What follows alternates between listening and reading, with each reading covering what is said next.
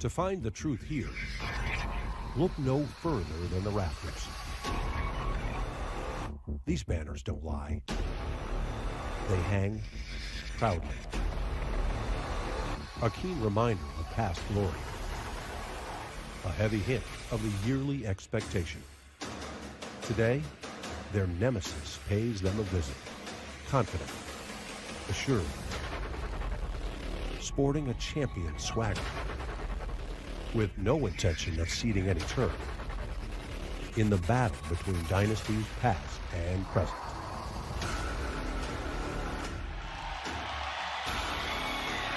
All eyes in the wrestling world on Carver Hawkeye Arena, the house that Dan Gable built. Fans coming in, and if you don't have a ticket, you don't have a seat. It's been sold out for 2 months. It's wrestling on BTN, presented by Cliff King Athletic, where tonight the #1 ranked Iowa Hawkeyes host the #2 ranked Penn State Nittany Lions. Hello everyone, I'm Tim Johnson along with my partner, national champion, coach and wrestler Jim Gibbons. And Jim, it's rare air when you have #1 versus #2. And Penn State and Iowa, it's only happened twice. Well, you know, it wouldn't happen. It wouldn't be as special if you didn't have this crowd. As you mentioned, they got their tickets 2 months ago. You know, they've been here really an hour ahead of time, but they've been waiting 10 years for a national championship and to dethrone these Nittany Lions because they've been outstanding over the last 10 years. All matches count. One of the big matches, though, is #1 versus #2. Alex Marinelli at 2 versus the 2-time NCAA champion Vincenzo Joseph at #1. Yeah, 165. This is really going to be a Donnybrook when you take a look at these guys. Joseph, the 3-time finalist. Marinelli, though, has been the kryptonite here for Joseph in the last 2 times they've met. As we look at the video of these 2 guys wrestling out, it's all about the inside trip in this position right here. This is where Joseph won 2 national titles, but Marinelli, being in this position, has dominated it and able to get back points in the duel at State College last year. And then again in the Big Ten championships. Notice again, critical time in the match here. Instead of bringing his hips to the party, little savvy there with Joseph's inside trip and rotates back down and gets the back points once again. That's been the difference between those 2 guys at this weight class here, is that big move, that big situation. We'll probably see it again. Starting lineups brought to you by Defense Soap. Defend what you have built on the web at defensesoap.com. We're going to start at 125, and the Spencer Lee effect have been huge for Iowa at 133. Everybody's waiting for RBY versus Austin DeSanto. 141, Nick Lee, #2 ranked for Nittany Lions, going up against Carter Happel. And at 149, #3, Pat Lugo for the Hawkeyes, going up against Verkleeren or Gardner. Then at 157, Kaleb Young for the Hawkeyes versus Bo Pipher for the Nittany Lions. And we mentioned 165 with that battle with the national champion, but another Penn State national champion is Mark Hall at 74, going against Michael Kemerer, 1 versus 3. The 2 freshmen in the lineup there, Brooks and Assad, also looking ahead to Nevills and Cassioppi, 2 talented freshmen, and Shakur Rasheed, all the way down to 15th in the rankings right now, but you know the talent that he has going against #4 ranked Jacob Warner. It's going to be a great one. It is going to be a great one, and Iowa has had a lot of success in their home. 259-25 all-time at Carver Hawkeye. Penn State won the last 2 meetings at Iowa. Packed house. Tom Brand, Bobby Telford, former All-American, now assistant coach.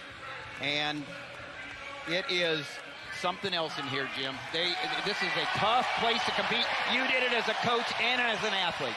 Well, competing in Iowa City, a lot of national champions have gone down over the years, but, you know, this is a confident group that comes in here, this Nittany Lion group, and led by a couple of champions in Hall and Joseph. But, you know, the question is, can anybody win more than 3 matches against this talented and well-balanced Hawkeye team? I think they'd be very happy. Iowa comes in here probably a, 13 to 21 point favorite, Let's start at 125. There's Spencer Lee, the junior, 2-time NCAA champion, leads the way every time out, going up against Brandon Meredith, freshman, 11-8, stepping in for the Nittany Lions. Jim, Spencer Lee, ranked #1, undefeated, never has been beaten at Carver Hawkeye. He leads the team with energy and with performance. Yeah, he's the guy that really gets it going. And like Coach Gable mentioned, A little bit surprised that they decided to go at 25, so got to believe that this is exactly where Tom Brands and the Hawkeyes wanted to start this meet. Brandon Meredith, there you're looking at him from Limerick, Pennsylvania, redshirt freshman, aerospace engineer major. There's a good look at Spencer Lee. He's the energy for the Hawkeyes, redshirt junior. He's just a junior. Two-time junior world and cadet world champion. And here we go. Oh, right into a takedown there. He's got that cross-arm tilt. Here's him getting back points almost immediately. And he has gotten so many tech falls, but I have a feeling here he is saying, I'm going to get those arm bars running, and I want to pin. Nice job of Meredith basically getting off his back in that situation. Tight waist ride. There's only 2-point near fall on the board. There, and so it was just 2 counts by the official. Spencer Lee 15-0 in Carver Hawkeye. Only one time this year, Fabian Gutierrez from Chattanooga, only one wrestler has gone the distance with Spencer Lee, and that was Spencer Lee's first match of the year. Yeah, tough start here for Meredith, but now he's got that headgear around his eyes almost, and that's from the grinding that Lee has already put on him here with his forehead down the mat. So now he gives up that stall warning. That's a tough call in the bottom position right there, because Lee's parallel. I'm not saying he's not successful with it. He does there right there. He's got a great tight waist ride, and now he's switching off sides a little bit. On his feet, hits that high crotch again, then comes back up for the waist ride right there, and then Meredith bails on it. Lee out front, 6-0, 2 takedowns, a near fall, looking to tilt and get the 4 count, which he will this time. That's 4 more points on the board, 10-1. Yeah, he's the best in the country, Tim, at loading up the hips off of that tilt. You see why. Just so good when he commits to it and actually gets it done quite a bit right off the takedown. Spencer Lee, one of 5 Pennsylvania athletes on the team. Murraysville, Pennsylvania, Franklin Regional. He's made a huge impact on this program. The culture, the performance, the Spencer Lee effect. Yeah, I'd say that Iowa's always had the culture, but he's been the guy that's kind of been able to go ahead and he's just such a calm influence out there. I mean, off the mat. Now he gets that bar tilt right there with the wrist. Not enough to maybe pin him, but he's got to start maybe thinking about that extra team point you get in a situation like this. 4 more points. It is now 14-1. When you get up 15 points, the match is terminated. That's 5 points on the board. 3 points for a regular decision, 4 points major decision. He looked over to his corner, Tom and Terry Brands, and a lot of maybe thoughts about getting more of a pinning combination as opposed to a tilt for that extra team point. But with one more tilt, he gets off the mat in the first period. So I could see him just go ahead and doing that and keeping the momentum going, keeping this crowd into it. Undefeated in Big Ten duels and Carver Hawkeye Arena. Spencer Lee for the Hawks out fast in this first period. A 2-point tilt would end the match before the end of the first period. Really hammering down hard with that tight waist ride. And Meredith is going to do something that not a lot of opponents has done with Spencer Lee, and that's make it through the first. And our state of success tonight, State Farm, state of success is Spencer Lee. And Jim, maybe Meredith should be one of very few that got out of the first period. We talked about that before the open here, that if Meredith gets into the second period, he's a runner-up for the State Farm state of success. And that's Spencer Lee tonight. State Farm, state of success. Start on their feet. Spencer Lee looking for a takedown, which would end it. And he's trying to think about something that could take him to the back. And there's the 2. The crowd comes to their feet. And Spencer Lee says, well, I've given you 5. The starter by technical fall. Number 1 ranked and undefeated, Spencer Lee. Comes back to a very pleased Tom Brands there. Look at this intensity between these two. You've talked about it, Jim. Yeah. All you got to do, if we got a camera on Spencer Lee later, he'll be back right there behind the chairs, cheering on his teammates the entire match. Yeah. At 133. A lot of people have been waiting for this one. RBY, Roman Bravo Young, the sophomore, up against the junior, Austin DeSanto. Wrestled a couple times. DeSanto's 2-0 against him. Got a little closer at the NCAAs last year than it did the first matchup. The RBY undefeated. The only loss that DeSanto has is against Seth, the national champion, who he beat earlier in the year. Yeah, 1-1 against a returning national champion. DeSanto has really picked up his intensity this year and attack rate, really back in on the shot right away. Now he's coming out the back door. You see where RBY is like to go ahead. He likes to go ahead that near ankle. Actually, he likes to get to the far ankle. He's locked up a cradle. And the referee stopped it. Wow. He got caught.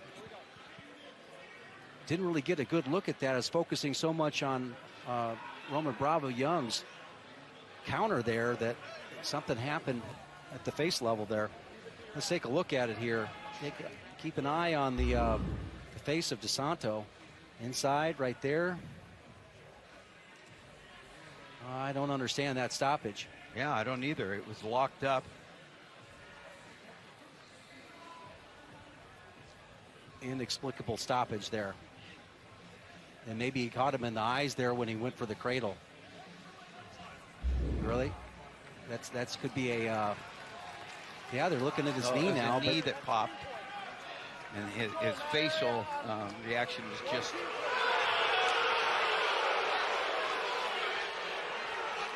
Now a team point has been deducted for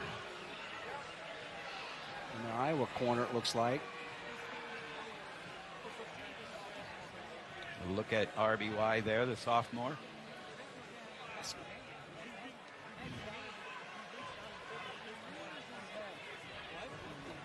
Yeah, let's take another look at that. So maybe get a better look at that right knee, see what happened there. So he's came out with the, yeah, you can see where that may have occurred. See the elbow on the outside of the thigh, came out with that toe.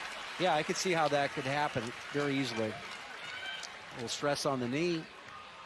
But what's fortunate there is just not giving up the takedown points. And with the coming back to the neutral position is obviously, oh yeah, they're going to go ahead because he. And there was a team point taken away from Iowa. Intentional release there. So RBY had his choice because of the injury timeout right there. And then he took down, and then the intentional release by DeSanto. Interesting to me, Tim, is look at the left arm, how he puts it behind his back. He doesn't want DeSanto, right, to be able to control his left arm. And so it's going to challenge there, right there. You can see how that challenged DeSanto into maybe moving off of that and kind of came out. And then RBY just drove right through him. Really well done. Great motion by RBY. He's really slick. Nice level change there with that attack. Success for 2 points. Well, just the straight drive through at the angle that he had. He caught him maybe moving out of the position. So now he's limping a little bit noticeably here. DeSanto is. Huge change of events. I mean, this is definitely a match that felt that Iowa would be favored in because of the two past meetings and the physical nature. But when you're hurt out there, it's certainly going to change a lot of that. Wow. Bravo Young doing a nice job with that front trip. Action coming back, so and you can tell that DeSanto's knee is certainly bothering him from it popping when RBY popped the cradle onto him, and they stopped it in the first period. Well, it's bothering him on the way back to the center. I think he's wrestling pretty hard in the bottom position. Hey, stay set. You're fine. You're fine, son. You're fine. So he's got full flexibility of it now. I mean, you see with his rear end's going back all the way to his heels. Good job of control there by Bravo Young. Now notice how he's scooping that near leg out and he's extending it. Add to that a little wrist ride right there. It's easy to buy a little riding time, already up to 40 seconds. Scooping. Notice how he's scooping and widening the base. Comes and picks the far ankle. All right. Now he takes him up. He's getting the count down low below the hips.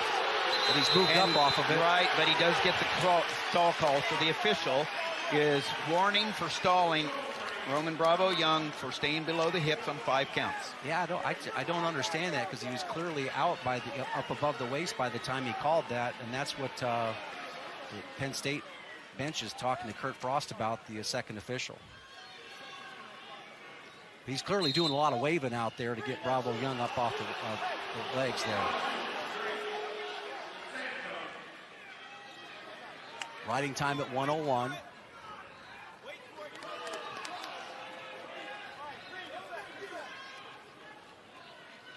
RBY certainly no stranger to big dual wins, with his big win over Ohio State's Luke Pletcher in the first match last year. Back in on a shot is DeSanto after the escape. Yep, escape, 1 point for DeSanto. Back in on that leg. Now he attacks it. He's got the cradle locked up again. He's behind the leg right there. One more time, he should be able to. They're clearly stopping this without the back points.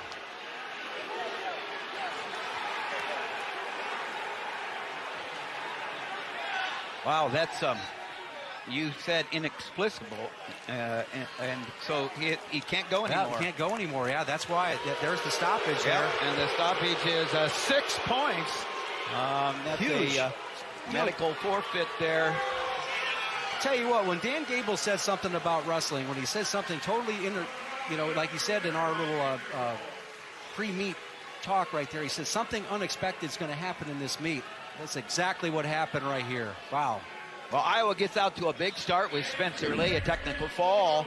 They went out 5-0, but they lost a team point.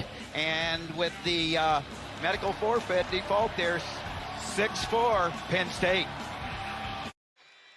Wrestling on BTN is brought to you by Cliff Keen Athletic. Wrestle with the best. And by State Farm. Talk to an agent today. Well, some turn of events.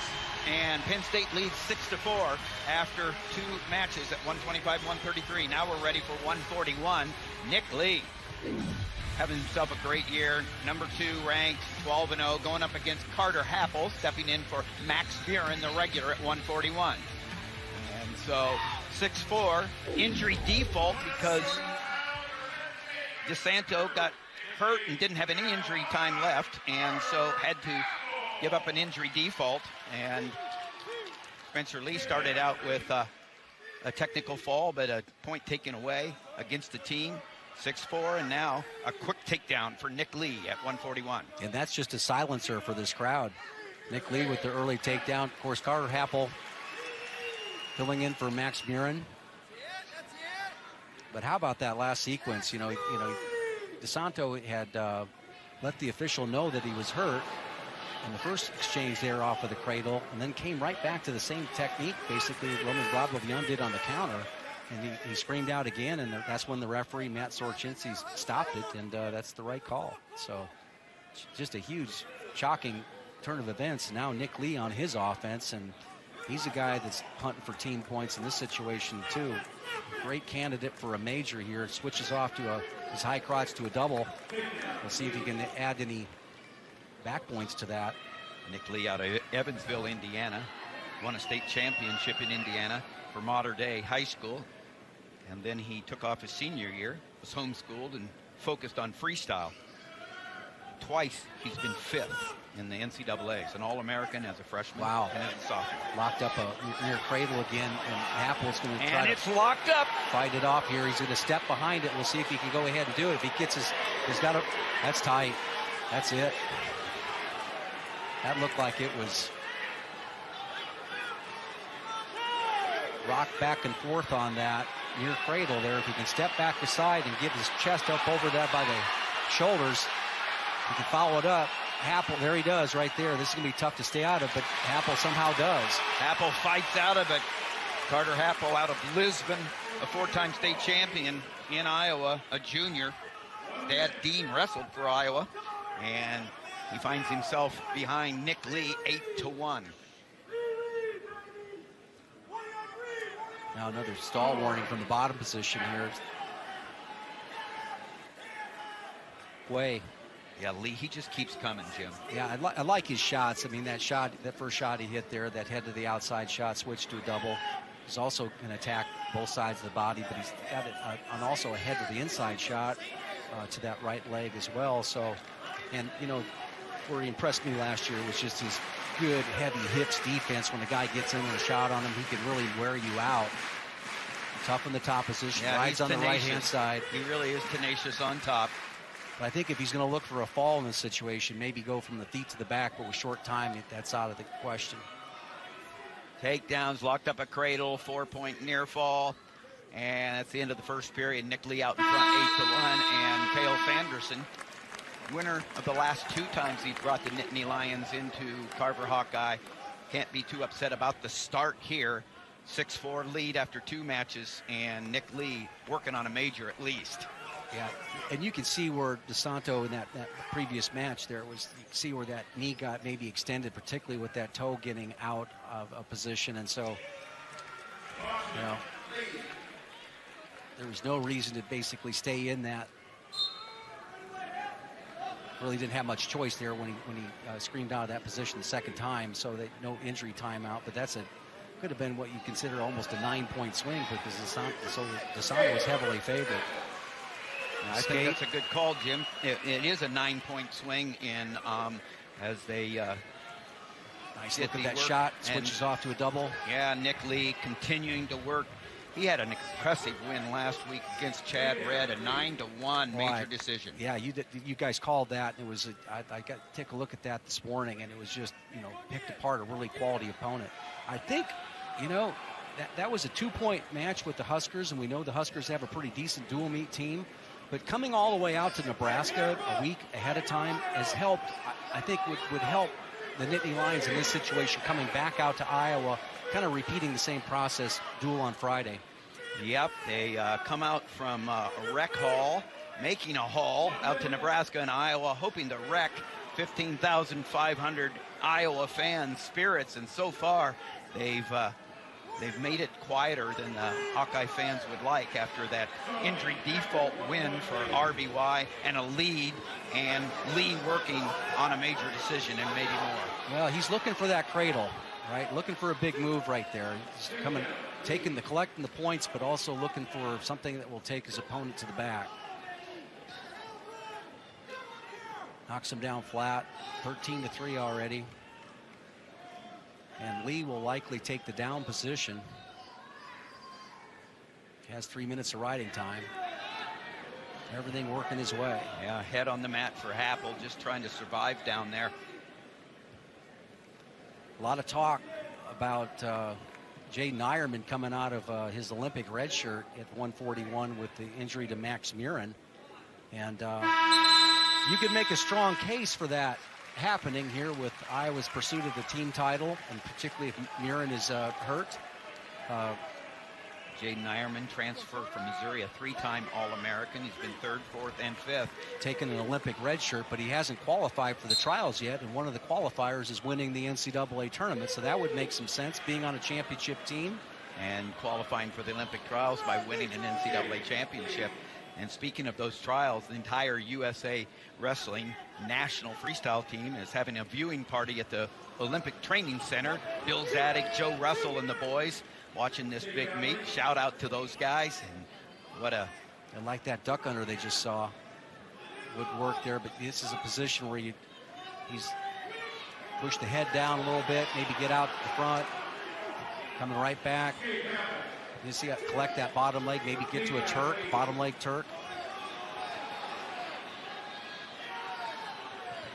Lee taking care of business here. A little more than a minute left in the third period. 14 points. All he needs is one takedown. And that's it. And that'll be a tech fall. We've had a tech fall, an injury default, and a tech fall in the first 3 matches. 5 more points on the board for Penn State. 11-4. 11-4.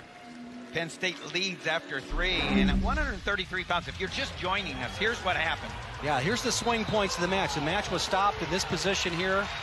The knee was hurt. That's the first one. And this time, right, you can see he screamed out of it the second time. Is just having a difficult time with that. And we talk about in these big meets, it's always the swing points, and that's a 9-point swing. And we're ready for 149 pounds. It'll be Pat Lugo, the senior, ranked number 3, going up against Jarod Verkleeren, the sophomore. Verkleeren 12-3, Lugo 13-1. He called his only loss last week. Yeah, an exciting match with Sammy Sasso from Ohio State, where Lugo was really pretty much taking a lot of the shots in the match, but just was not able to go ahead and finish. You know, I think this is a matchup for Lugo that probably works a little bit more in his favor. He likes to shoot to that lead leg. He'll work heavy off that underhook. Clearing a lot of international experience coming out of high school. Pretty heavy right leg lead. For Verkleeren, an interesting story. He was diagnosed with type 1 diabetes as a 4-year-old, and it actually impacts your speed, your coordination, and, you know, adrenaline can spike your blood sugar levels, and it affects you. Yeah, there's a shot to that lead leg just talked about here, coming out the back door. Little ankle tuggage right there going on by Verkleeren. He's able to go ahead and kick Lugo to his rear end. Now he may have the advantage. Now he's jumping back on the scramble off. Nice job by both guys. Both guys scrambling in there, no points at all. That's the type of action we'd like to see in that weight class here. Now Lugo working with the double underhooks, and looks like Verkleeren is comfortable with those double overs.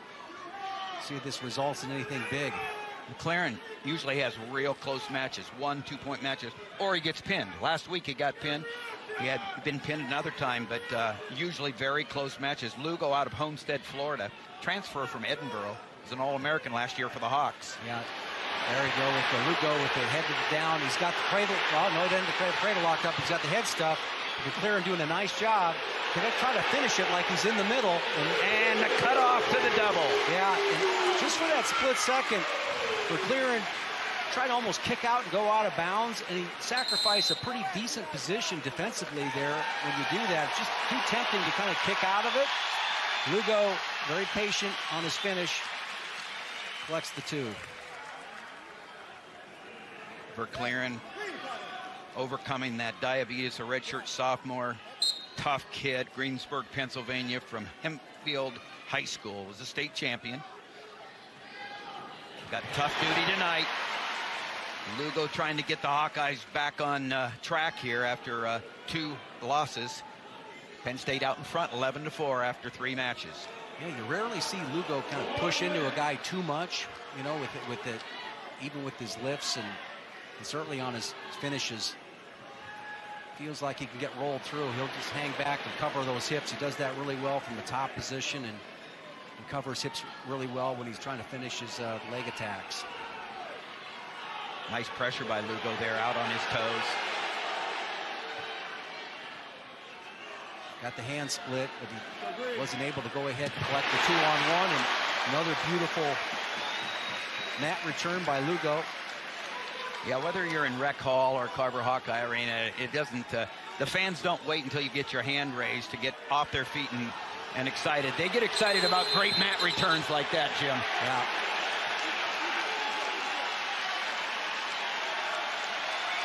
Fans looking for something, and they're coming to their feet here. Carver Hawkeye excited, cheering on there. Lugo out in front, 2-0.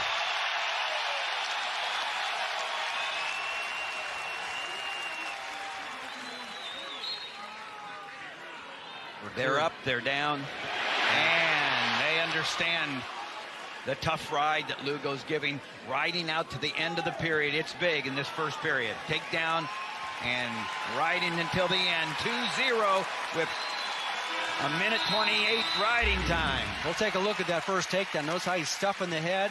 Picks up at the ankle right there. Now he's trying to move up to a cradle as Verkleeren steps into it, tries to square his hips. It's right here where he tried to basically get to the edge of the mat. I thought he sacrificed his good position that he had to defend it. And sometimes in tight situations like this, you've got to go ahead and defend like you're in the middle of the mat at all times, even though you're close to the edge. Good quick escape. Lugo trying to get the Hawks back into this after a big win and then an injury default, which gave Penn State 6 points for the injury default in a match that they were favored. 9-point swing. Instead of 3 points for Iowa, 6 points for Penn State.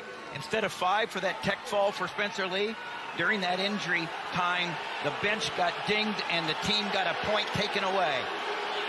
Then the tech fall at 141, and that's why we sit here 11-4, Penn State out front. Real critical time in the match there for Lugo.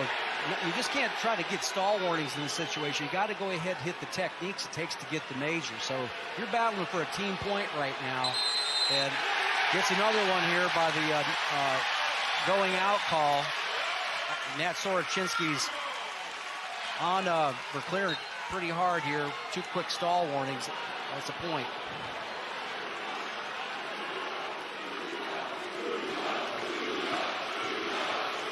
That's the first time we've heard a Lugo chant. That's right. Carver. And they're looking for something here to get it going.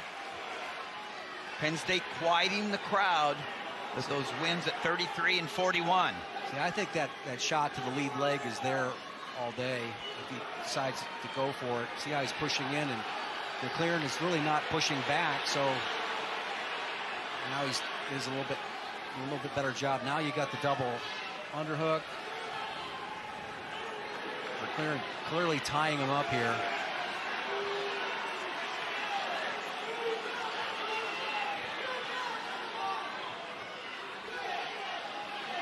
Nice job of Verkleeren basically peeling out of that underhook with his right arm, getting that elbow posted inside or just dropped inside. You know, for all the momentum that Lugo had, is really pretty decent answer by Verkleeren. Lugo out front to the appreciation of his parents, Patricio and Julie. There they are. Well, Patricio has got some guns. Yes, sir. And he's a strong man. He likes what he sees so far, and they got the matching left arms there. Patricio Lugo, ranked number 3, and throwing a shutout right now against Verkleeren. 4-0. We're getting ready for the 3rd period.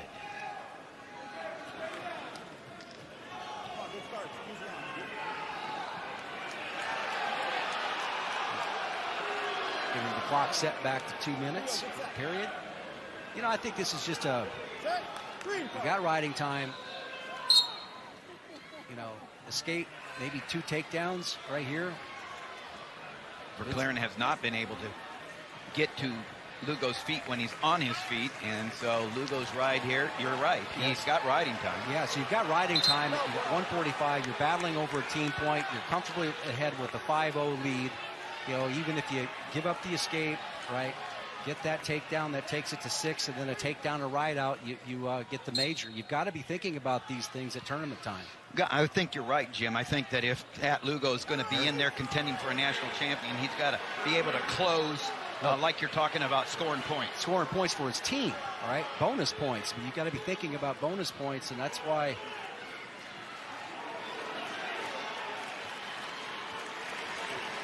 right there, duck under attempt there. First real shot for Verkleeren. Now there's another one. Comes back up to it.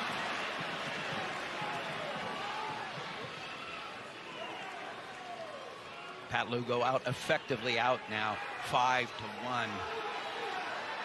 With that riding time, stalling on Verkleeren. And so that's 1 point. Yep. So takedown makes it 7-1. Right there, gets back into it. Nice job by Verkleeren getting to the far ankle. Has both ankles set up right there, and referee calls potentially dangerous, but knees out of position. They'll go back to their feet. 5-1 on the board with that riding time point that Lugo is going to get. It's a 5-point lead. Yeah, Verkleeren very comfortable with those double overs. Now he comes back into a shot of his own. Gets the leg. Gets the crack down there on that high crotch. Lugo turning the corner on him. He's got the leg hooked. Almost. It's certainly a clock burner here, so in that battle for a team point,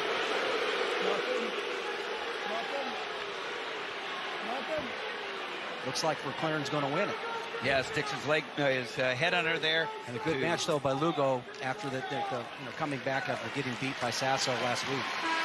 Workmanlike, as you said, back from a tough loss last week against Sasso, against Ohio State. He gives the Hawks 3 points on the board, 11 now to 7. Pat Lugo, the winner by decision. Hawkeye fans back on their feet, and the Hawks creep a little closer. 11 to 7, and Nick Lee had a big win at 141. Tech Fall. Pat Lugo gets the Hawks creeping closer with a win. We'll be back for 157 pounds. Back at Carver Hawkeye, sold out Carver Hawkeye for the number 1, number 2 matchup. The number 1 Hawks trailing the number 2 Nittany Lions 11 to 7. That's a look at Kaleb Young. He's next at 157 pounds, having himself a great year. He's ranked number 4, 11 and 2, going up against Bo Pipher, who's been standing in at 157. They hope to have Brady Berge in there earlier in the year. He had a bad head injury in an international competition and hasn't been back since. So Bo Pipher's been stepping in, doing a yeoman's job, and he goes up against the favored Kaleb Young now at 157. Yeah. Hawkeyes trailing 11 to 7. Big bonus point situation possibly for the Hawkeyes here, and they're probably looking to be, everybody in this audience probably looking a little bit of shock by the team score right now, but a lot of this meat is left. But Bo Pipher, maybe go out there just like Verkleeren did and battle all the way through. Kaleb Young is not necessarily known as a guy who puts up a lot of majors and tech balls or anything like that, but he's really technically sound and tough to beat. Pipher from Colorado, a 3-time state champion. He's a veteran leader in the lineup. He's had a tough assignment stepping in there for the Nittany Lions. Kaleb Young out of Punxsutawney, Pennsylvania, where Punxsutawney Phil is going to have, he's going to be a star on Super Bowl Sunday, I think, Groundhog Day. It's Super Groundhog Day. Super Groundhog Day. If he sees his shadow, there'll be 6 more weeks of winter, and if he doesn't, spring's coming early. Everybody roots for that. Redshirt junior. Kaleb Young, 1 of 5 PA. Straight on double. High school guys in the Iowa lineup. Yeah, straight double there by Young, and they don't want to get tied up too much in these positions. Try to hit something clean. Take your opponent to the back, and like we've seen the other guys be able to do, like Nick Lee, Spencer Lee.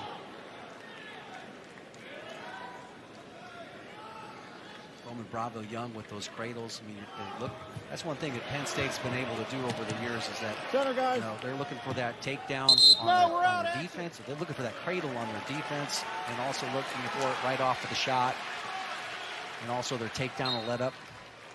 When they're trying to add to the lead, they're always looking for that knee coming close to the head. They're attacking it. Pipher was stepping in for an injured Nolf 2 years ago in the duel, and he lost to Kemerer 14 to 4 at 157. Of course, Michael Kemerer moving up 2 weights. He'll be at 174 tonight. Now look at see that double collar tie right there. That's a position I think that a lot of people have to start looking at here, what's really happening here. This guy's blocking out. He's got the fingers clasped over the collar. He's got both elbows hanging down. It's really not an offensive position. A little touch and go there by Young. Nice job of finding the angle. Now he's really good finisher too. He does a great job. See how he got that foot, as he was shelving it. I don't know if he quite got a shelf, but he was able to go ahead, get it up high, and then drive through. Yeah, he does a nice job, Kaleb Young, of finding the angles, the openings, and is able to get in on that single, cut across, get the takedown for 2. And to your point, I mean, his finishes, he's a 90% type finish guy, and he gets in on the leg. Sometimes he takes his time, other times he kind of hits it clean, but rarely does he miss on his opportunities when he gets on the leg. –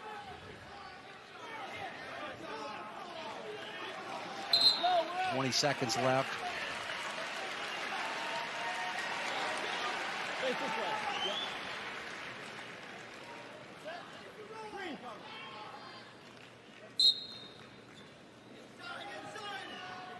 Matt Shorshinsky, the head official, Kurt Frost, Side official.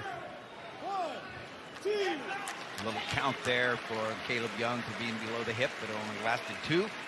And so time runs down. It was a takedown and a ride out for Kaleb Young. Let's take a look at this replay on this finish where he shelves the ankle up there pretty high. See how he's got that above his thigh right there? That's what we call shelving. And then he gets his shoelaces up and drives through the man, all right? Drives through, comes around the waist.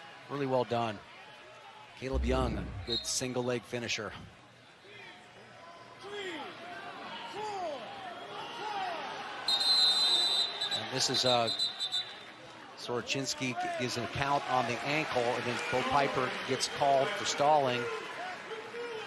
It's the Penn State. Basically, the way, the angle that he was on that ankle, below the hip there. Yeah, if he's on the ankle right there, now he turns in. That's what I like to see right there. He's turning into that pressure. Nice job by Kaleb Young. He gets 2 more points for the reversal. And you made the point earlier, I mean, Kaleb Young working on a major decision here and keeping the pressure on Bo Pipher. Out in front 4-0 with a lot of riding time. Yeah, in your Iowa corner, you're looking to keeping them down. That's one thing I noticed in these big meets, Ohio State meet, the Nebraska meet. Iowa really working hard in the top position to keep control of the match. You saw in the background there, we talked about Spencer Lee. He's got his hoodie on. He's back there cheering on his teammates. Yeah, they don't take the bench. They're on their feet right behind that bench. They're talking to their coaches. And let's take a look at this guy. What I loved about this, he looked how he looks into his opponent right here. Look in, okay? Drive back, and then he catches him flopping over the top right there. A lot of people think you have to go always up and away, or sit out and away, all right? A lot of times you just do that short little move into him, just look into him right there, catch a quick escape. There's already been a stall warning on Bo Pipher. The fans obviously wanting more. They don't think that Piper's doing enough, and now they call stalling on Kaleb Young. This is getting confusing. Yeah. You know, the one thing about stalling is that this is just an observation, is that it's become real mechanical, all right? You got the 5 count, you can go. Sometimes you just know it when you see it, and I'd like to see more stalling call when you just know it.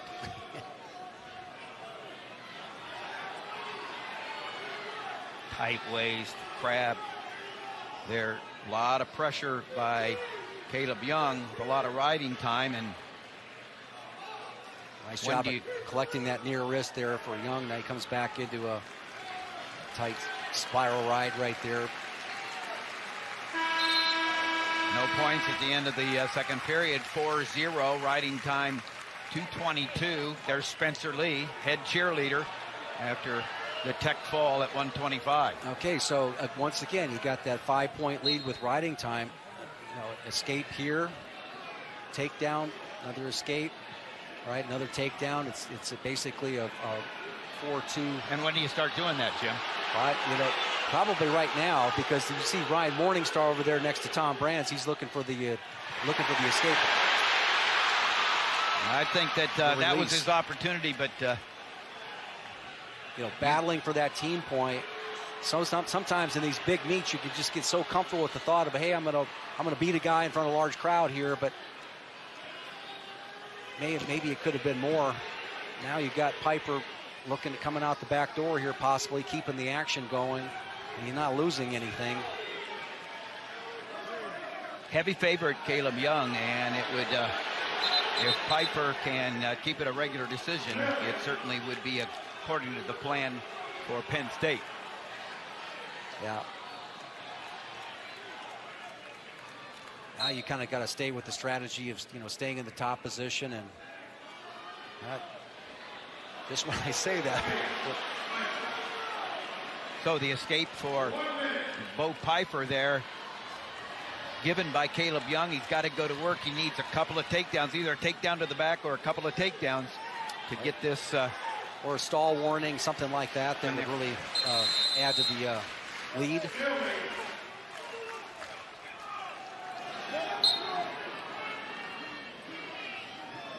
Dominant performance so far. Workmanlike by Kaleb Young for the Hawkeyes, but And Pipher's really kind of Pipher stayed in the just middle. stayed in the center. You're Yeah. exactly right, Jim. Presented himself, not gotten himself in danger.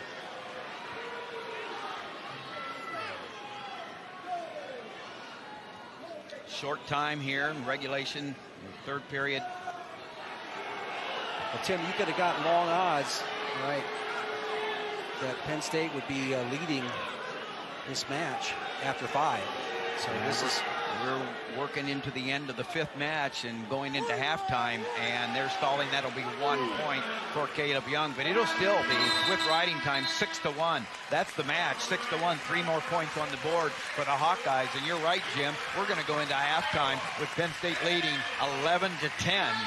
So number 2 leads number 1, going into a very intriguing 5 matches ahead of us, Jim. It's going to be a lot of fun. Don't go away. Just grab something cold to drink and come on back.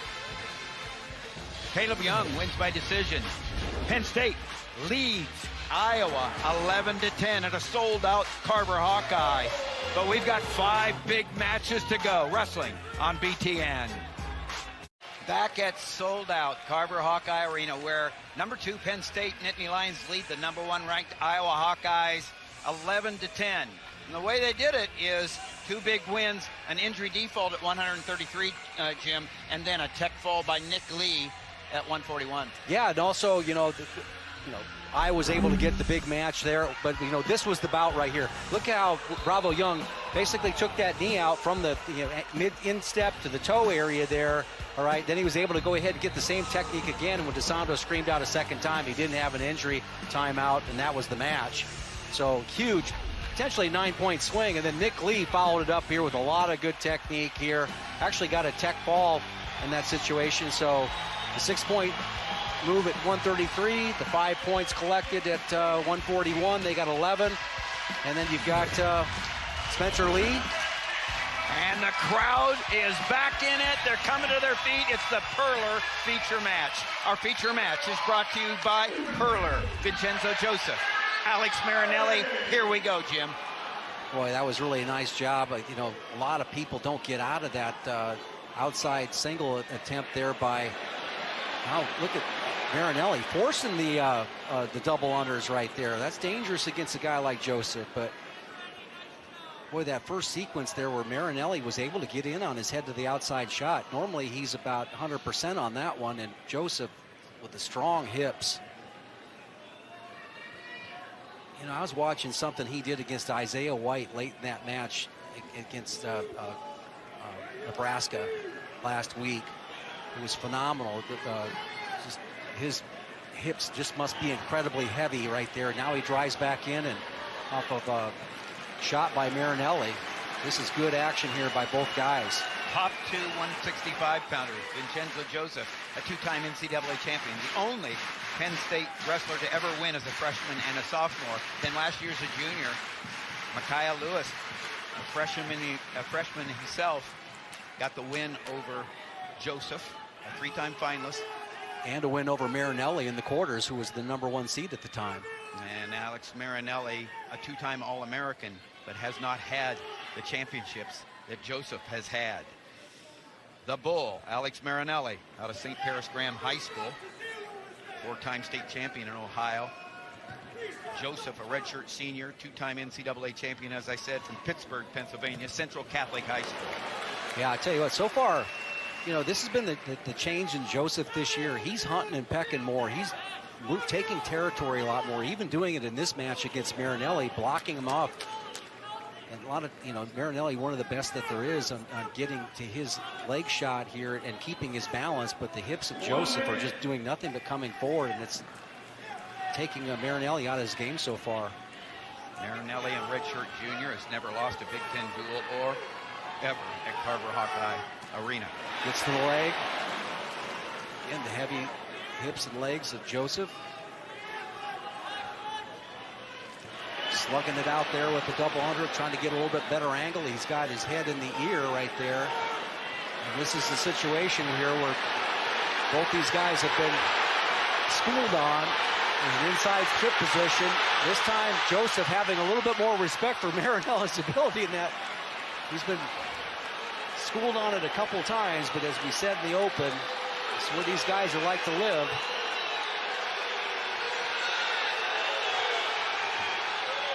Crowd trying to get involved here with the mat push out call.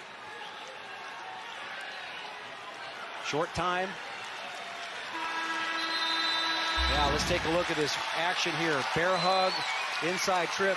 Looks like Marinelli wants to bring his hips in a little bit further, but Joseph really dangerous in this position. Didn't quite feel it.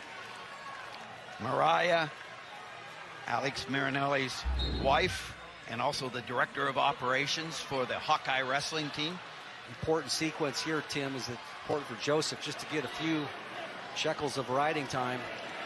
Right And there. a quick escape for Alex Marinelli, who is 2-0 in their career against Joseph, who's won 2 NCAA titles, but has never beaten Alex Marinelli. They wrestled in a duel 2 years ago and in the finals of the Big Ten. That front headlock, Tim, is really tight. All right, look for him to maybe come back and attack the leg with the knee pad on, coming across here. But Joseph stalking and moving forward this season. Much improved over last year, I believe. Yeah, he's made Marinelli work off of those shots. Of course, Marinelli can go all day, and he's going to have to do that. There's the block in right there. Gets the arm around the waist. Now he's got that lock up. Boy, these guys love this position. So familiar. Yep. Oh, there you go. Yep. Boom. Marinelli forced it that time with a step around, and this is incredibly tight.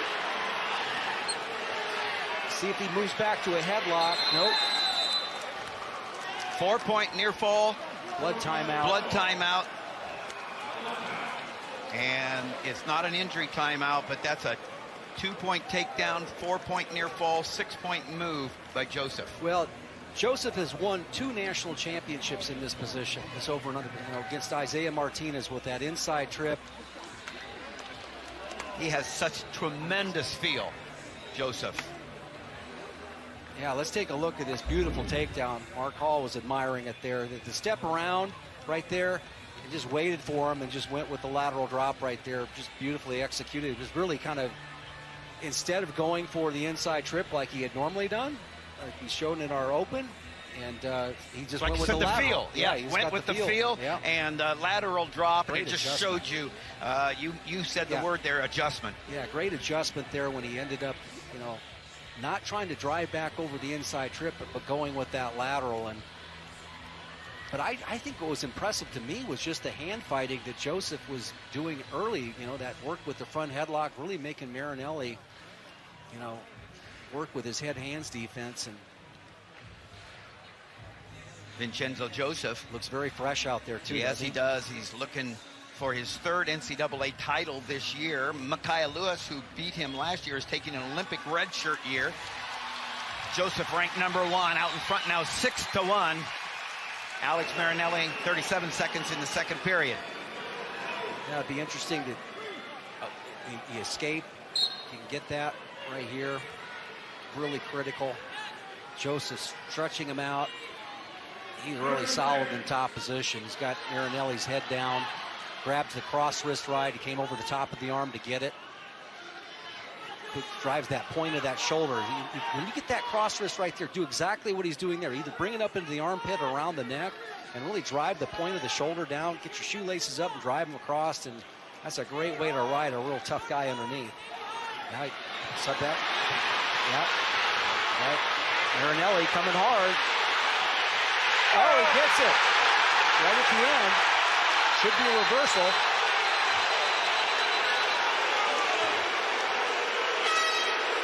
So we'll have a good look at this, I'm sure.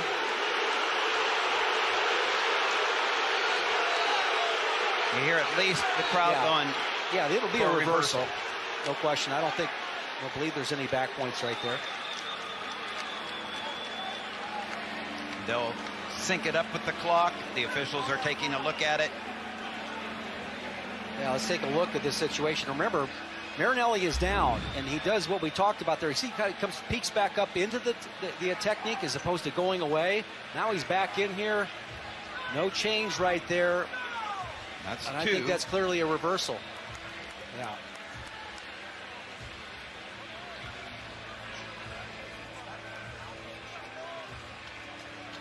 Man, these guys go after it, Jim. No fear. Well, let's take a look at, we saw that this was an interesting sequence here, important sequence for Marinelli to get on the board here.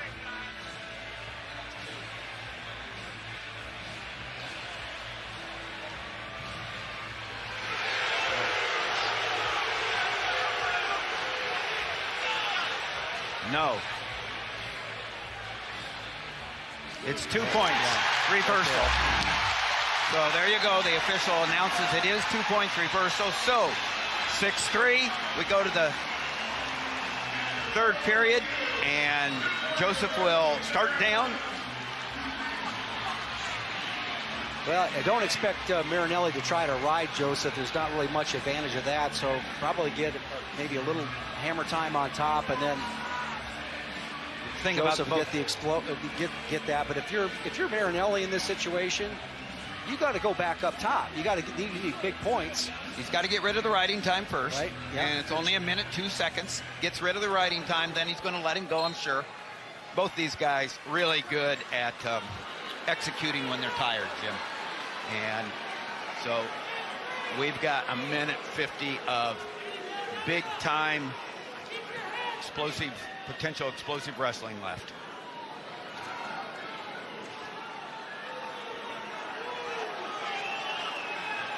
Again, with 1:02, there's the quick escape right there. The riding time's been cut. Minute and a half to go to work, down by 4 points. No riding time advantage.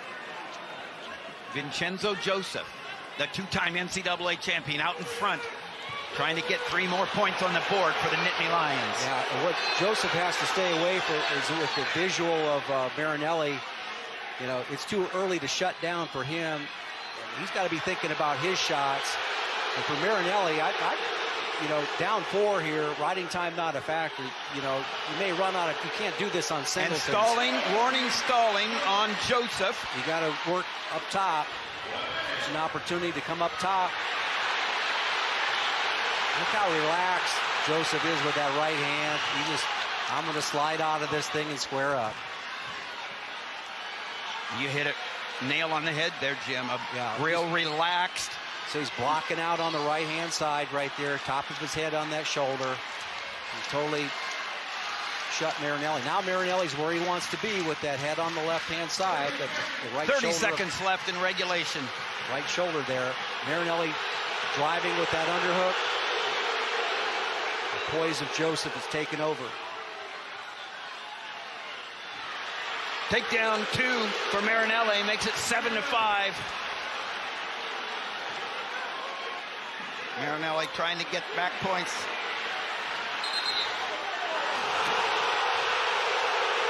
This front quarter, Nelson called potentially dangerous. The call by the official, potentially dangerous. Back to the center. 6 seconds left.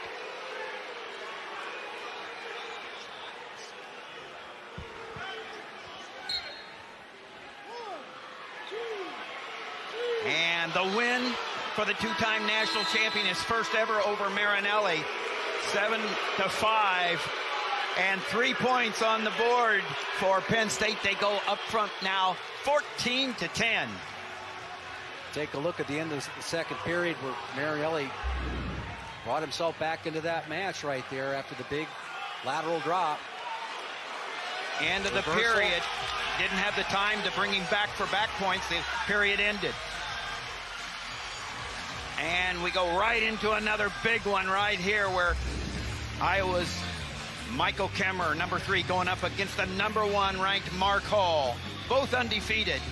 And this may be we look back, this is a big, big match here, Jim. And Mark Hall, he knows what it's like to be on a big stage.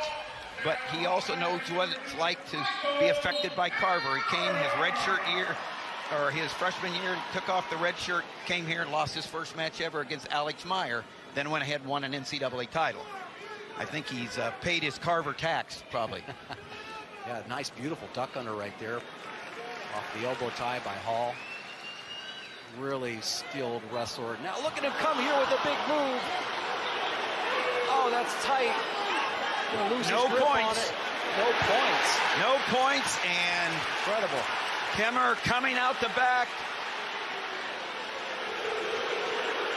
He's going to get the 2 2 points. Takedown for Kemerer.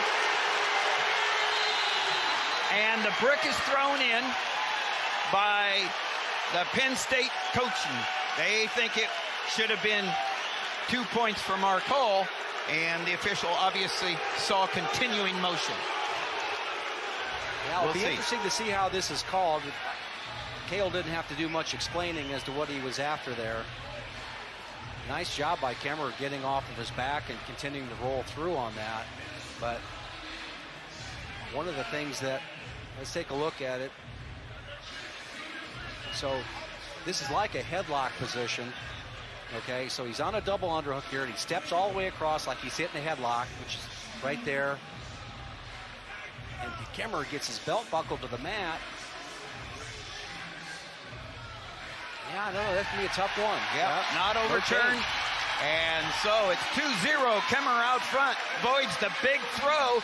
Look at him get his belt buckle to the mat right here. And this position gets his feet out wide, and that's what controlled it. Talk about big, great feel. Both of these guys have a great feel for the mat. And Kemerer out front now. Good rider on top of Mark Hall.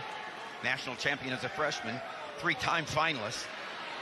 Hall not able to find his the hands on the way up. Now he comes back over. Now he's back in a tough situation. Ooh, wow, this is a reversal. Really putting a lot of pressure on that shoulder. So the reversal, too, ties it up to the 2-2, and Only 1:07 gone in this match. it Some seems like exciting a positions. lot more than 4 points being scored, Jim. All right, escape. Kemerer. Hall coming out on the attack right off the whistle.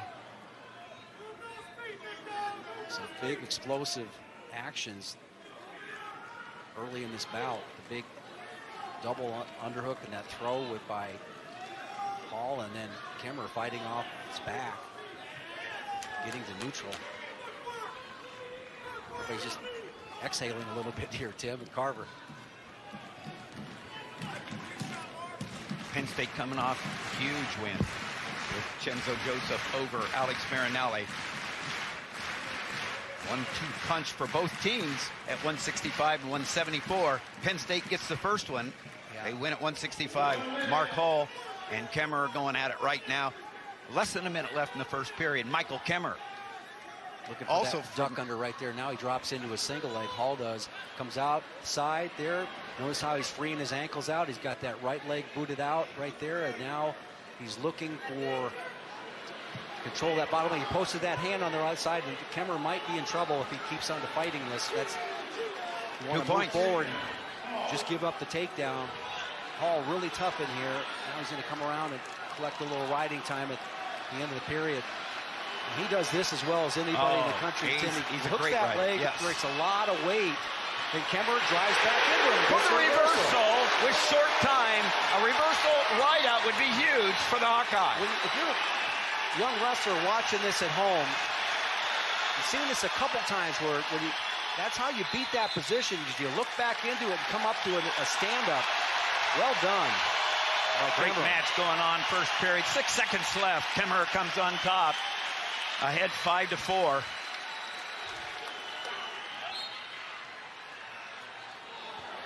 Crab ride there to hold on for the end. And there's the end of the first period. Take a look at the reversal here. Hall usually really solid this position, but look how he steps into it, right? Looks back into it and goes that way, taking an inside look, getting to his feet, creating a good scramble. Mark Hall sets on the bottom. Apple Valley, Minnesota prep, a 6-time state champion in Minnesota, 7th through his senior year. Kemerer from the same hometown and high school as Spencer Lee, Murrysville, Pennsylvania, Franklin Regional High School. With that 30 seconds of riding time for Kemerer. Now he drops in on a shot, not able to cut the corner. He's really going to have to battle that grip. Hall trying to slide his knee up above that shoulder, but Kemerer has a nice look at it. All tied up. They go back to the center. They're neutral. Minute 25 left in the second period. Penn State leading Iowa 14-10 after 6 matches of 10. Both guys able to get to their head to the outside shot. There it is right there. Switches off the double. He cuts it off. I'll tell you, you wouldn't think that Kemerer would have been able to do that against Hall. Takedowns are huge for him. That's a huge takedown for Kemerer. Second one of the match for him. Escape by Hall. Yep. Escape with 47 seconds of riding time. It's a tough matchup, and Kemerer has gotten to the legs and finished. Important sequence for Hall, last 45 seconds. He's got to be looking for a takedown because Kemerer's likely going to go down third period. Right there, straight on shot. Good job of moving his hips in a circle. He's got a kind of a nice corner there. Actually, continue the action. He might be able to score.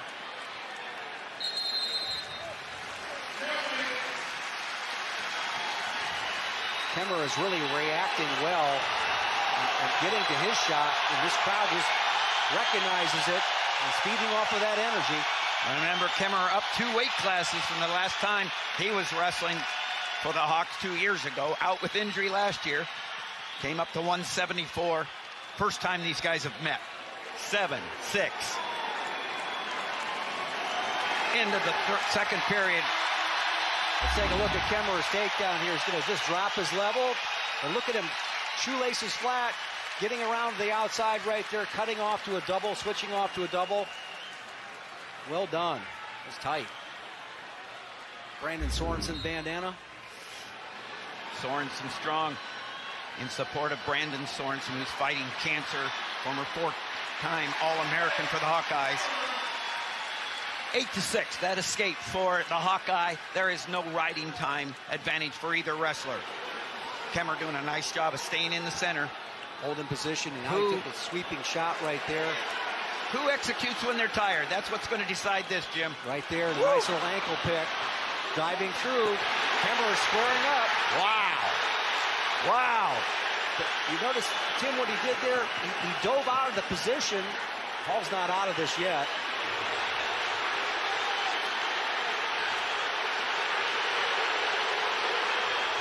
Squared up. Nice time to call a stalemate, maybe. And that's really robbing us of some action. A minute. Yeah, watch him dive out on this replay here, Tim. He gets shot, ankle pick, he dives out, but then he comes back and squares up. Wrestles like he's in the middle. And that belt buckle to the mat that you were talking about, first period there, he's got a real good sense on the mat there. Both of these guys real slick. It's all right to dive out like that, but then come back and face the music and counter it like you're in the center. Right there, all the way through, that's 2. 2 points, third takedown of the match for Kemerer. Head on the mat, Mark Hall. This place is up for grabs. If Kemerer rides this out, it's about as great an answer as the Hawkeyes could have had, Jim, for that coming off the loss with Marinelli getting defeated by Vincenzo Joseph, and now it looks like a ride out for win for Kemerer.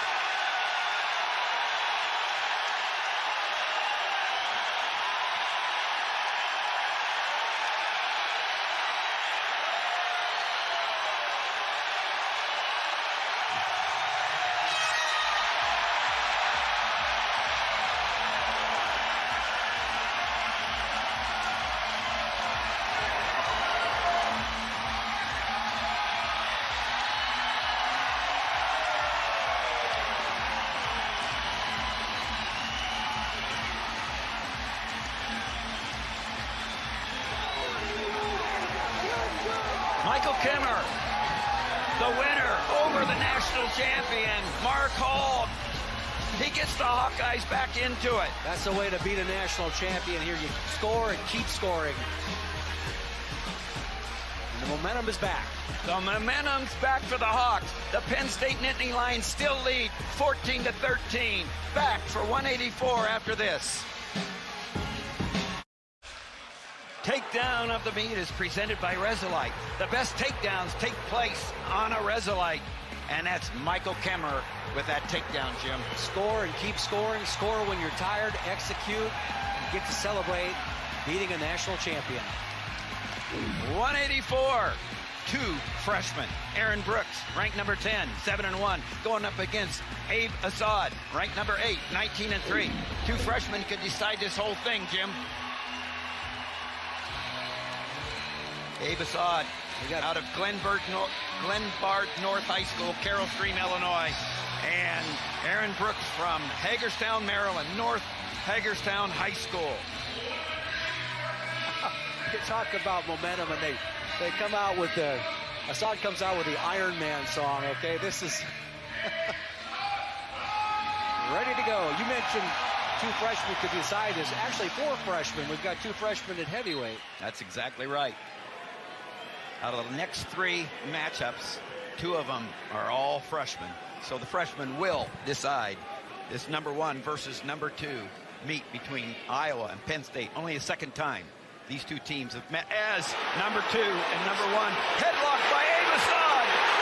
And He's going to slip it. 2 points. Yeah. Kind of deja vu on the opposite from what Kemerer and Hall did. Yeah. So a headlock and 2 points for Aaron Brooks comes out of it. Well, you know, this is a little bit different situation here because he was able to go ahead and the belt buckle was to the sky for a moment right there.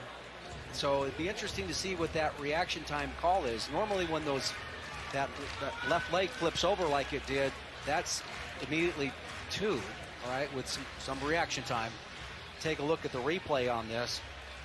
Yeah, big old head and arm. How about these guys going at it right there? Underhook right here. Watch the left foot. Does it come over? Right there, I think has been known to be 2. Yeah, now when that left foot came over, you bet. He's not going to call it that way, so 2 points, Nittany Lions. Neither of these two freshmen afraid. They're stepping out there. They're fearless. Aaron Brooks goes out in front 2-0. National High School Wrestling Coaches Association Wrestler of the Year, Aaron Brooks was. He was a 4-time state champion in Maryland. Spent a year at the Olympic Training Center. Nice job of hand fighting there. A good forward pressure on that ride, front trip. You know, that's what I like both these guys. Boy, they're going to be fun to watch in the future. Nice little forward trip right there. Now he's able to get Assad on his nose.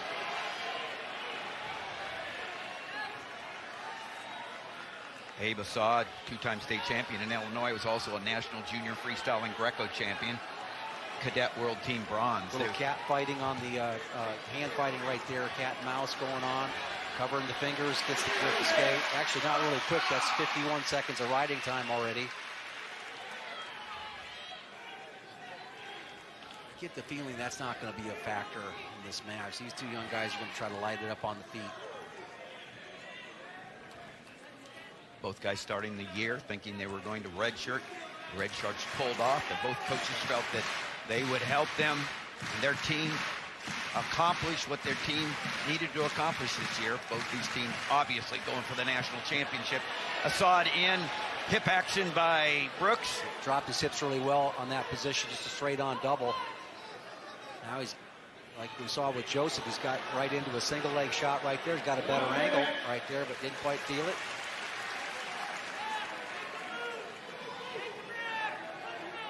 You know, these guys are experiencing this for the first time, but they've had to, you know, it's been an exciting meet, ups and downs, big swings. Now Brooks in on a shot like that. The energy that these guys are coming out with in this environment here, you can get drained pretty easily, particularly in the late matches. You almost need to sequester your thoughts and yourself, get away from everything else to go out there and execute at a high level, but it'd be interesting to see what these guys have left, you know, almost emotionally, you know, in these matches. 20 seconds left in the first period, 2-1. Quick score of a counter by Brooks. Wow. It's coming up. Got an opportunity to score. Big 12 seconds left. Gets him off of his feet. Nice little cover right there by Brooks and collects 2 the two points at the end of the period. Under 4 seconds left. A big 2-point scored. Out in front 4-1 now. Yeah, I tell you what, I love it when guys take their opponent up off the mat right there. Okay, now it's I'm going to land him out there. And Assad tries for a big roll through right there. It's just not there. You know, brings his hips to the party, covers well, 2-point takedown. Good look at Aaron Brooks, highly touted recruit. A little bit more success in high school than Abe Assad did, but the recent months has seen Abe Assad have some really impressive wins and higher ranked than Aaron Brooks. But right now, Brooks out front, 4-1. Yeah, he's got to be working on a quick escape. He did a nice job of covering fingers right there. Again, a little cat and mouse, a little Granby roll would probably work pretty well right here. He cleared that leg out. You know, Brooks doing just enough right there to tie up those hands, and that's now it's worked out. He's got him to his belly. Things are improving. Cross wrist ride right there. He comes over to the 2-on-1. Again, everything that Assad has been doing early in this match, you got to go back to. An answering escape and a takedown would be huge for him. Brooks looks a lot like what Mark Hall has right there, where they scoop up that near leg right there, pretty heavy on the hands, coming to the far ankle, driving through, moving up off of it. He lets it go for one. And so with 45 seconds left in the second period, it's 4-2, but the riding time over 2 minutes for Aaron Brooks. Yeah. Assad gets on his own shot right now. Now roll through, a spin around attempt there. Nice reaction by Brooks. Yeah, Brooks keeping his head up right here. He's got the far ankle. If he can go ahead and loosen that grip on his ankle, which he was working on, and kind of let it go. There's the stalemate. They'll go to the feet. 21 seconds left. Big 21 seconds for Abe Assad here if he can score. There's Michael Kemerer and Spencer Lee, two of the winners for the Hawkeyes tonight, cheering on their teammates. It's just not going to be enough for Assad to get to the leg. He's got to get that second move almost immediately once he gets there. Not going to be enough to get to it. End of the second period. 4-2 lead, riding time over 2 minutes for Aaron Brooks. And Brooks will begin the third period underneath. Solid period for Brooks. He was able to go ahead, gave up the escape, but got at least another minute of riding time in that situation. So 2:07 does nothing for Assad trying to ride him in this situation. Brings the clock down a little bit, but he's got to do his work on the feet. Now he gives up a and you've talked reversal. about this, Jim. Yeah. He didn't push him away. Yeah. You know, in the rule book right now where you can give an intentional release, I just don't know why you wouldn't do that. Reversal for Aaron Brooks there. A big 2 points for the Nittany Lion. It just burns clock, and yeah, it's 15 seconds, but that's 15 seconds you'd like to have back at the end of the match. The pressure going forward by Brooks, owning the middle of the mat. Yeah, he's pushing Assad to the edge. Now he's blocking really well with his head, and with his, freestyle experience, he doesn't get pushed off the mat very much, so he knows how to lower his center of gravity, work with the head, circle back out and back in to the center of the mat. Comfortable lead right now, 6-3, riding time secured, so it's effectively a 4-point lead for the Lion. And a 4-point lead in the way this is being wrestled is like a 7-point lead. Really comfortable now, snapping, straight on shot. Again, shoelaces flat, one and done right there. No second move. Hip action by Aaron Brooks, fending off the shot, as you said, Jim, that was straight on. Well, sometimes you've seen guys when they hit that straight on shot, they switch off to a single. Okay, the shot is the setup. Okay, shoot to set up a better finish, but you can't do that if you go shoelaces flat and you don't continue to drive into them. big win, big answering win for the Lions after the upset. Back and forth, back and forth. This one pretty much a toss-up, and Penn State's going to come away with the win. They're going to put 3 more points on the board. That team point that was taken away by in that second matchup on the team of Hawkeyes looms big. It's 17 now to 3, and there's a win for Aaron Brooks, his first outing at Carver Hawkeye. He gets a big win for the Nittany Lions, and 197 now. If the Hawks are going to win this dual meet, they're going to have to win this weight class right here. Jacob Warner for the Hawkeyes, All-American, going against All-American Shakur Rasheed. Rasheed, an All-American 2 years ago at this weight class. Last year he went back to 184, did not All-American. Jacob Warner, as a freshman, All-American last year. Big matchup, big stage, big opportunity for both wrestlers. No question about that, Timmy. You know, here Warner is Jacob Warner just coming off of a loss a couple weeks ago at Nebraska against Schultz, and ironically last week the same man, Schultz, beat Shakur Rasheed. Yeah, Shakur Rasheed is a guy who was the #2 seed in the country at one time. I mean, had a fantastic season going his sophomore year. Beat out, I don't know if he beat out Anthony, but they made the decision to go with Shakur Rasheed as opposed to Kassar. And but then had that knee injury here with the ACL. It answers a lot of questions. That injury does, is why he hasn't had the success. He's just coming back from it. Work in progress. Warner on the leg. He's pretty good at finishing here. 2 points for the Hawkeye. Out front 2-0. You made a good point. Shakur Rasheed coming back after 10 months off the mat. Had an ACL tear surgery after the season last year and just getting back. Little rusty. And Warner goes out. The Tolono, Illinois native, Washington High School. 3-time Illinois state champion. Getting the takedown against Rasheed from Coram, New York, Longwood High School. Both All-Americans at 197. Rasheed 2 years ago. Last year, Warner got on the podium. And he's come out of the gate fast, Jim. Yeah, it's important for Warner basically to stay tight with those hips right there. Good mat returns. Nice job. Making it difficult every time Rasheed comes up to his feet. Take him off the mat or get it. Mat return. So let's take a look at this shot. Basically, he's able to go ahead and finish it. He's really good right in here. Chest up, right, follows right through. Dove on top of those legs. Big finish. Nittany Lions out in front 17-13. If Warner gets a regular decision, it will be 17-16, obviously. Then coming down to the 2 freshman heavyweights to decide this meet between #1 and #2. Yeah. Sold out, Carver Hawkeye, and Warner right now trying to get it done to keep the Hawkeyes in this. And Rasheed not having a difficult time getting to his feet, but once he does, Warner has really got a tight waist, and no separation, not allowing Shakur Rasheed to separate his hips. They come up, they're tight right there. Hips tight. A lot of times you see guys will hit a standing Granby from that. It looks like it's there, but may not be comfortable with that technique.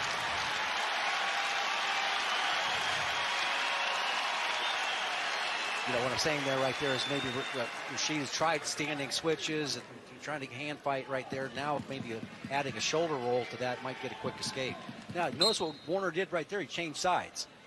A lot of times you want to just do that just to change things up a little bit. Slow the guy down. He's back on his strong side. Warner doing a nice job, whether it's picking up or tripping forward, making several attempts, so he's not going to get the soul call, even though Rasheed keeps coming up. The good action by Warner as he returns to the mat. Yeah. It's a good point, though. You'd be questioning how long that the official's going to allow him just to go ahead and come up with the mat returns and not consider that stalling right there. separated the hands. After a minute 32 riding time built up by Warner, an early takedown in the riding time, back to their feet with 40 seconds left in the first period.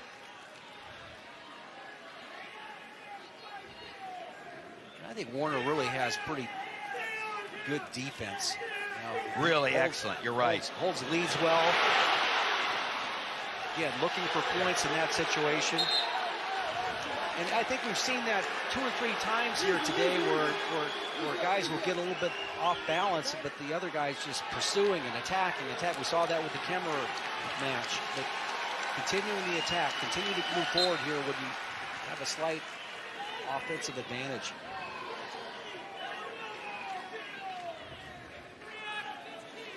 .15 seconds left in the first period. Early takedown, right out, escape, 2-1 in favor of Jacob Warner, the sophomore over the senior, Shakur Rasheed. Look, talking about strategy going into the next period. You know, with that 1:32 of riding time here, Warner doesn't necessarily have to go down. And it'll be Shakur Rasheed's choice, and he chooses down. Yep, chooses down right there. It's going to add to the riding time, so.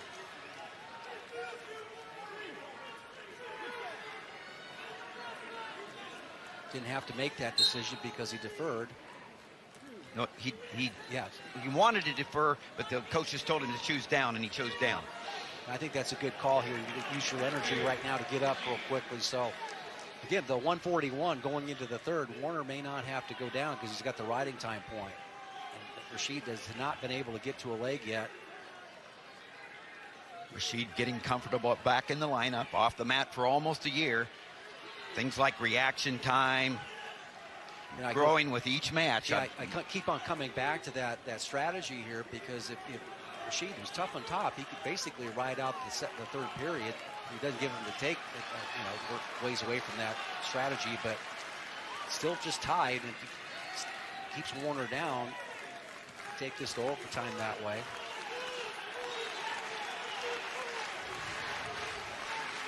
Two to two. Minute 41 riding time for Warner, the Hawkeye. Will get his choice in the third period. Rasheed started the second period down, got the escape. So, again, not desperation time for Rasheed to take the points if they're there. We're at 197 pounds. Tim Johnson along with Jim Gibbons and the #1 ranked Hawkeyes trailing #2 Penn State 17-13. One more match after this. Iowa's got to win this match to stay in it. See where Warner slowed down his attacks quite a bit. Now we're going to get to that decision. Does he choose to go down against a guy who's really tough in the top position? End of the second period. And if Warner can keep this lead, there's Tony Cassioppi, the freshman, #4, and it could come down to him. Tony Cassioppi out of Roscoe, Illinois, Hananica High School. Could it all come down to him? Well, that's up to Warner, and he is taking down, Jim. He's taken down. He looked over to his coaching staff. He actually told them, I'm going to take down. And gets the escape. Yep. The coaching staff was particularly Terry Brands was talking, keep your head up, all right? Did exactly that. And these are areas that, you're trying to come back from an injury. It sometimes can affect your top position riding because it takes a lot of energy, and you got to be in really good condition to be able to put that wear and tear on the guy. He doesn't quite look like himself yet at this point in the season. Like I said, I called him a little rusty. Still getting comfortable back in the lineup. When you're out 10 months, it takes its toll on things like reaction time, but growing with each match. But Warner right now wrestling a very strategic, smart match. Right in the middle with that, everything's a little short, little arm drag right there. He's got a good hold of the collar. And now he's going to be playing with house money a little bit with the riding time. Correct, yeah, good call.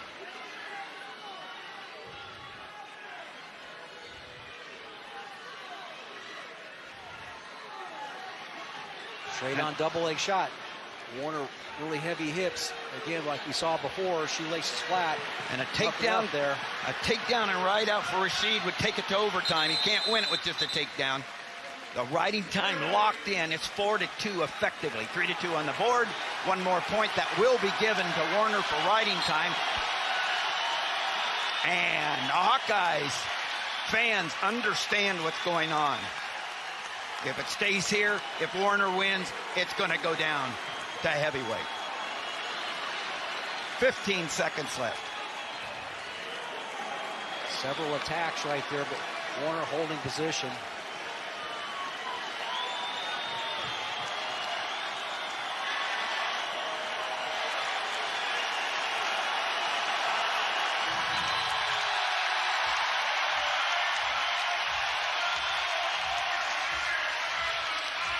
Warner wins. Oh, baby.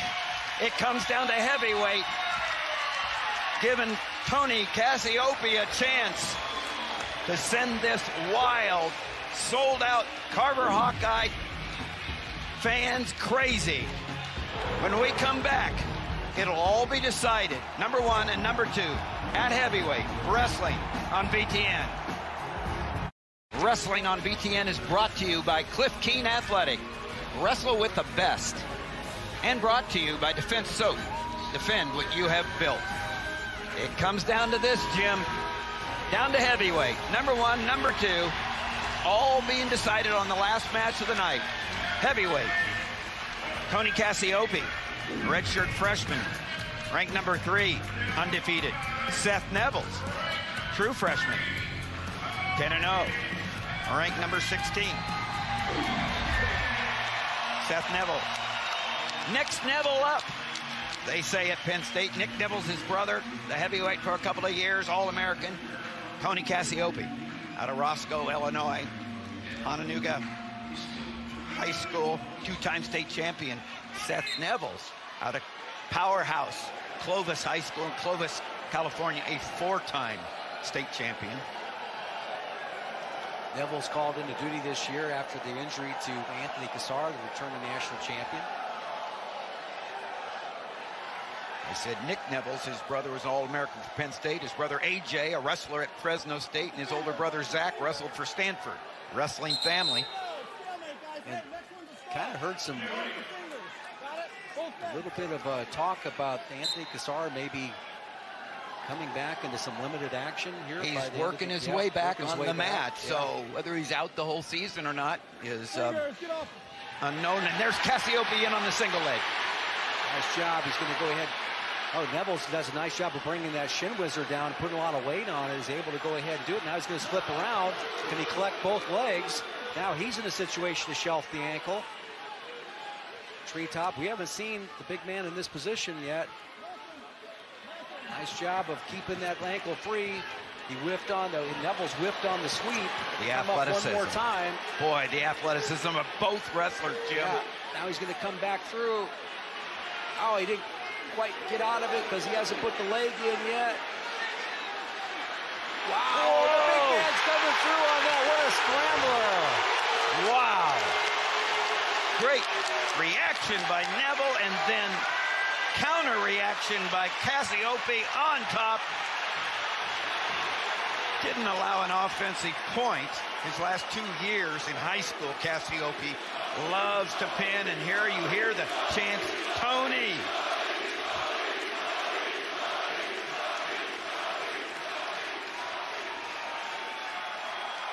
Match settling back down.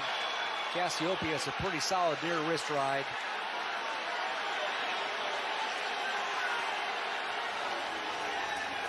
Both guys work pretty hard in that position, but Cassioppi continuing to go ahead, tight waist. Cross wrist now.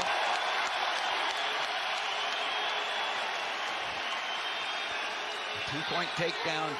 Now stalling underneath on Seth Nevills. His brother Nick got the win against Sam Stoll 2 years ago to seal the deal for Penn State's win 2 years ago, the last time these two met.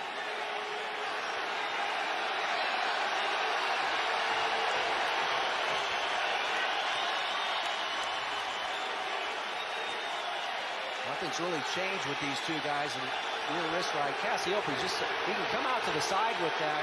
Keeps a lot of weight forward, a lot of pressure forward, circling around, but he's also kind of locked back in there in the crotch so that he can get back pretty quickly and knock him off of his knees right there. Well done. Take a look at the takedown here by Cassioppi. Let's start with a Nevills spin here. Was able to go ahead with that shin whizzer. Felt Cassioppi drop his head. Wasn't able to collect that far ankle. And now Cassioppi, with Nevills almost all the way around, again, looks back into the pressure right there, looks back into the guy and gets another, almost felt like a reversal, but it ended up being the takedown because there's no takedown given, even though Nevills was covering. So Nevills will choose. He got the choice, and he chooses neutral, does not choose to go underneath Cassioppi. So 2-0, a minute 42, a riding time for Tony Cassioppi.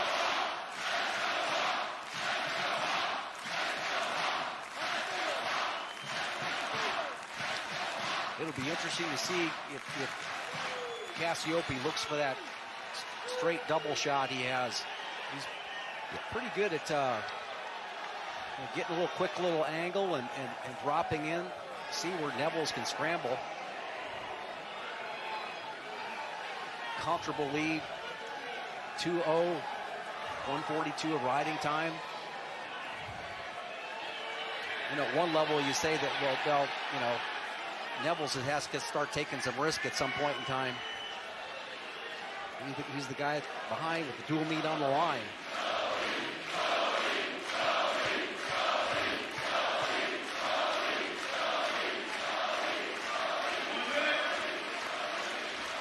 Less than a minute in the second period. We're at heavyweight. The Hawkeyes trail the Nittany Lions 17-16. A win by Tony Cassioppi would give them 3 points and a 19-17 victory here in the number 1 versus number 2. If it wasn't for the 1-point deduction, team point against the Hawkeyes at 133, it would be 17-17.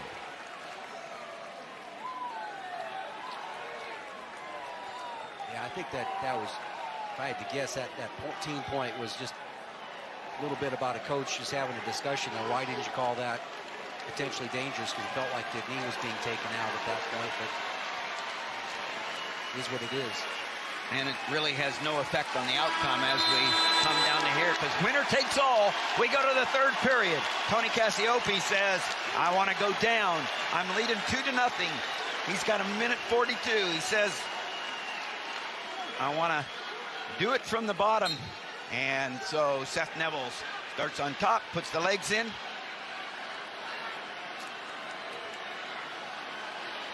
What he wants to do is try to keep his head away from his knee here. And there's the escape. Gets the escape. Now it's really, this could be the ending takedown right there. Yep. 2 points. And Cassioppi goes out front 5-0. The last time the Hawkeyes beat Penn State was February 8th, 2015, 5 years ago. Come into tonight's dual meet ranked number 1. Hasn't had a close match. Penn State has been all in, Jim. Shown up here at Carver, and rare air when you get number 1 versus number 2, even rarer when they truly come down to the last match. Well, they've had their opportunities. It was laid out there for them, and lost a tough one at 174. All the things that kind of lined up there for them, that was a tough match for them to lose. But I think that, let's face it, we needed to know whether, if this Iowa team stumbled in the future, Big Tens or Nationals, whether it would be a team that could pick up the slack and make it a race out of it. I think that that's been established in this dual meet, that Iowa needs to wrestle a complete tournament at the national level anyway, or else this team is going to be right there. So we learned a lot, and I think that we also learned that both these teams are going to be good for quite a while, because they've got some really exciting young guys in the lineup, including these heavyweights, the 84-pounders. 4 freshmen. Yeah. Penn State, the winner of 8 out of the last 9 NCAA championships. Never count them out. They're stalling under bottom. 1 point for the Hawkeyes. Hawkeyes has had a decade-long drought. And the Hawkeye fans feel it. They're going to get to celebrate a big victory and stay number one.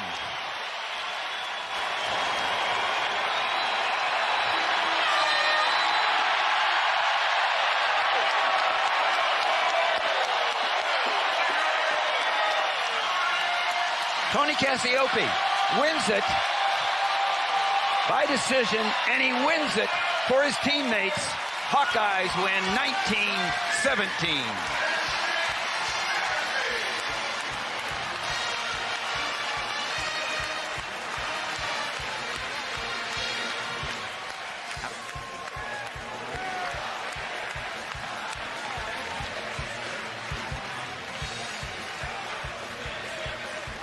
And the outstanding wrestler, presented by Cliff Keen Athletic, is Tony Cassioppi. He did a great job there with that scramble. It was unbelievable. And it just kind of wore down his opponent, Nevills.